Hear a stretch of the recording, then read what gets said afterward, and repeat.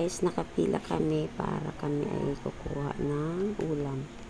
Ang sarap ng pagkain dito guys sa cafeteria. After our HSM meeting, finish.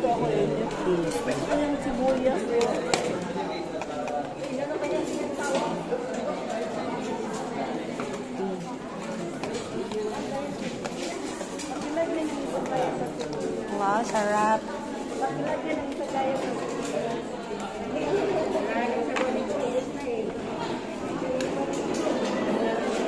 Thank you.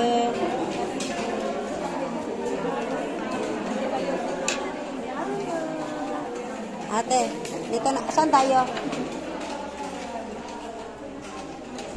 So, nakakuha na kami ng pagkain guys. Hanap na kami ng mauupuan. Para kami ay mag-start ng wait lang. Ito na lang tayo. Doon na.